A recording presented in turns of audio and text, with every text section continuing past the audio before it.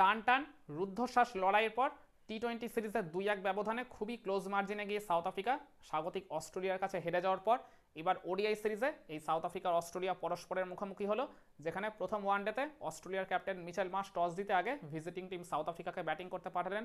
তো সাউথ আফ্রিকার দুই ওপেনার এইডেন মার্ক্রাম আর রায়ান রিকেলটন একটা চমৎকার স্টার্ট এনে দেয় তাদের দলকে। তাদের ওপেনিং পার্টনারশিপেই 92 রান উঠে যায়। এই দুই ব্যাটারের সৌজন্যে পাওয়ার প্লে 10 ওভারটাকে খুব ভালোভাবে কাজে লাগিয়ে সাউথ আফ্রিকা 56 রান তুলে ফেলে বিনা উইকেটে। মনে হচ্ছিল এদের দুজনের মধ্যে সেঞ্চুরি পার্টনারশিপ হয়ে গেলেও যেতে পারে, কিন্তু বিপত্তিটাও ঘটে গেল ইনিংসের 17 নম্বর ওভারে, যেখানে রায়ান রিকেলটন ক্রিজে পুরোপুরি সেট হয়ে গিয়েও ওই ট্রাভিস হেডের একটা ঘূর্ণির জাদুতে তিনি ওই জায়গায় একটু বোকা বনে গিয়ে ওই মিড অফে ক্যাচ দিয়ে বসলেন। তো 33 রান করে তিনি যখন আউট হয়ে যান, সাউথ আফ্রিকা স্কোরটা হয়ে গেল 1 উইকেটে 92। এরপর ক্রিজে আসেন তাদের ক্যাপ্টেন তেম্বা বাভুমার ক্রিজে আগে থেকে সেট হয়ে যাওয়া এইডেন মার্ক্রামের মধ্যে আবার একটা 39 রানের বেশ ভালো পার্টনারশিপ গড়ে ওঠে। এইডেন মার্ক্রাম ওই জায়গায় নিজের হাফ সেঞ্চুরিটাও তুলে নিয়েছিলেন, চমৎকার মেজাজে ব্যাটিং করছিলেন, বাভুমাও তাকে তারপর বেশ ভালো সঙ্গ দিচ্ছিলেন। মনে হচ্ছিল যে এইডেন মার্ক্রাম একটা সেঞ্চুরি তুলে নিলেও নিতে পারেন, কিন্তু ওই 82 রানের মাথায় তিনি বেন ডোয়ার সুইসের একটা ডেলিভারিতে ওই জায়গায় আর কি বোল্ড হয়ে যান। তো তিনি যখন আউট হয়ে যান, ওই মানে সাউথ আফ্রিকা স্কোরটা হয়ে গেল 2 উইকেটে 131। এরপর ক্রিজে ম্যাথিউ ব্লিচকে আসলেন। এই ব্লিচকে আর বাভুমার মধ্যে আবারও একটা 92 রানের বেশ চমৎকার পার্টনারশিপ গড়ে ওঠে। দুজনে এত সুন্দর বোঝাপড়া করে ব্যাটিং করছিলেন, যেখানে মনেই হচ্ছিল যেন তারা আগে থেকে মানে সব কিছু সেট করেই এসছেন।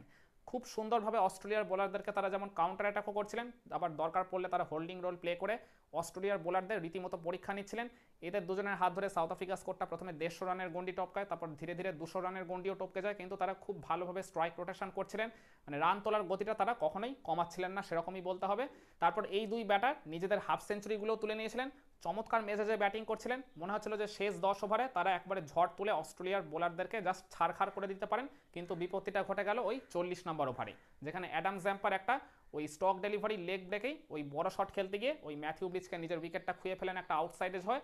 তো 57 রান করে তিনি যখন আউট হয়ে যান, সাউথ আফ্রিকা স্কোরটা হয়ে গেল 3 উইকেটে 223। আর এর ঠিক পরের ওভারে ওই ট্রাভিসের তিনি আবারও অ্যাটাকে ফিরে এসে ওই এক ওভারেই জোড়া উইকেট তুলে নেন, তাও আবার দুইটা বড় বড় উইকেট ছিল, ট্রিস্টান স্টাফস আর টেভাল ব্রেভিসের উইকেট।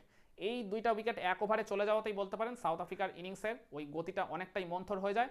তো 230-এ 5 হয়ে যায় সাউথ আফ্রিকার স্কোরটা, যেখানে তাদের স্কোরটা মানে তার এক ওভার আগেই ছিল 2 উইকেটে 223।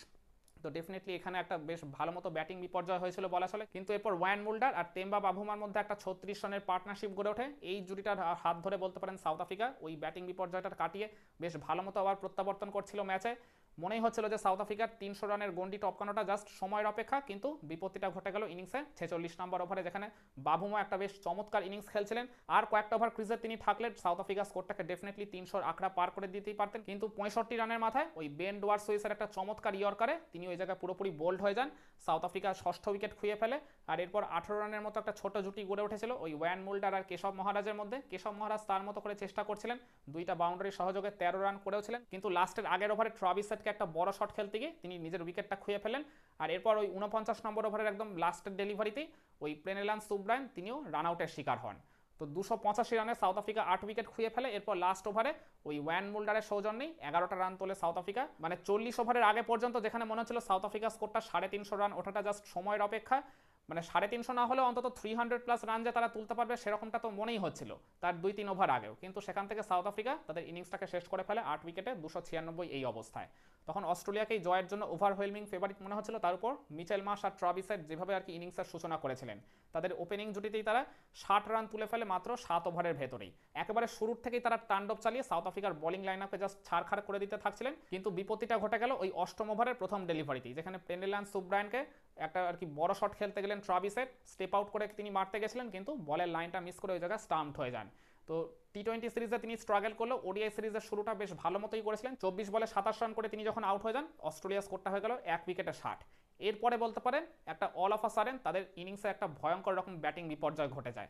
ওই ট্রাভিস হেড আউট হওয়ার আগে পর্যন্ত অস্ট্রেলিয়া স্কোরটা যেখানে বিনা উইকেটে 60 ছিল, এর ঠিক 5.5 ওভারের মধ্যেই তাদের স্কোরটা হয়ে গেল 5 উইকেটে 75, মানে পরবর্তী 15 রানের মধ্যে তারা 5টা উইকেট খুঁয়ে ফেলে। আর এই ব্যাটিং বিপর্যয়টার মূল কারিগরি ছিলেন ওই কেশব মহারাজ। তার ঘূর্ণির জাদুতেই অস্ট্রেলিয়ান ব্যাটাররা নাজেহাল হয়ে গিয়ে তাকে একটার পর একটা উইকেট উপহার দিয়ে বসে। ওই জায়গায় মার্নাস লাবুশান থেকে শুরু করে Alex Carey, Josh English, Cameron green কেউই ন্যূনতম প্রতিরোধটুকু গড়ে তুলতে পারেনি, সবাই সিঙ্গেল ডিজিটে আউট হয়ে গেছিলেন। এরপর ওই অ্যারন হার্ডি আর ওই ক্রিজে আগে থেকে সেট হয়ে যাওয়া অস্ট্রেলিয়ার ক্যাপ্টেন মিচেল মার্শের মধ্যে একটা 14 রানের ছোট পার্টনারশিপ গড়ে উঠেছিল। 23টা বল তারা বেশ জমেও গেছিল ক্রিজে, মনে হচ্ছিল এই দুই ব্যাটারের হাত ধরে এই ষষ্ঠ উইকেটে একটা বেশ লড়াকু পার্টনারশিপ গড়ে অস্ট্রেলিয়া ম্যাচে কামব্যাক করলেও করতে পারে, যেরকমটা তাদের ক্রিকেট ইতিহাসে বারংবার তারা করেছে। কিন্তু বিপত্তিটা আবারও ঘটালেন ওই কেশব মহারাজই। এই জুটিটাকেও তিনি বড় হতে দিলেন না। ওই অ্যারন হার্ডি, যিনি ডেঞ্জারাস হয়ে উঠতেই পারতেন, তার ব্যক্তিগত 4 রানের মাথায় ওই কেশব মহারাজ তার উইকেটটা তুলে নেন। তার একটা ড্রিফটিং ডেলিভারি একেবারেই পড়তে না পেরে তিনি পুরোপুরি বোল্ড হয়ে গেছিলেন। অস্ট্রেলিয়ার স্কোরটা হয়ে গেল 6 উইকেটে 89। এরপর বেন ডোয়ার্সুইস আর মিচেল মার্শের মধ্যে একটা 71 রানের বেশ ফ্যান্টাস্টিক পার্টনারশিপ গড়ে ওঠে।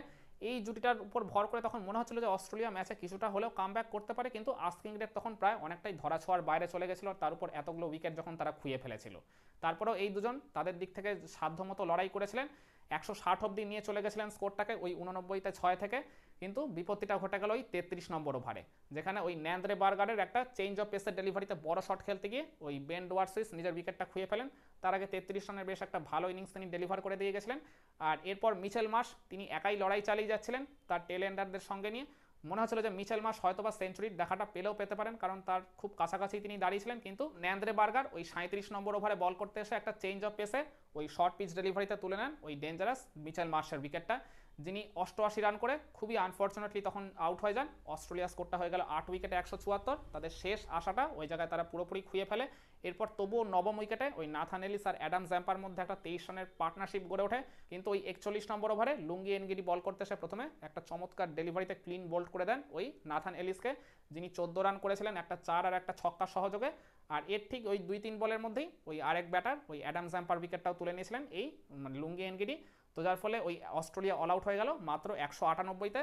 মানে প্রথম ওয়ানডে ম্যাচে সাউথ আফ্রিকা এই স্বাগতিক অস্ট্রেলিয়াকে হারিয়ে দিল 98 রানের বিশাল ব্যবধানে। তো যার ফলে এই ওডিআই সিরিজের সূচনাটা বেশ ভালোভাবেই করলো সাউথ আফ্রিকা। আর এই প্রত্যেকটা ওডিআই কিন্তু যথেষ্ট গুরুত্বপূর্ণ, কারণ এগুলো এর পরবর্তী ওয়ার্ল্ড কাপের চ্যাম্পিয়নশিপের অংশ। প্রত্যেকটা ওডিআই থেকে পয়েন্ট আসছে, যতই সামনে টি20 বিশ্বকাপের মিশন থাকুক না কেন, এখন প্রত্যেকটা সিঙ্গেল ওডিআই কিন্তু প্রত্যেকটা টিমের জন্য খুবই ভাইটাল ওই আগামী ওয়ানডে বিশ্বকাপে নিজেদের জায়গাটা কনফার্ম করতে গেলে।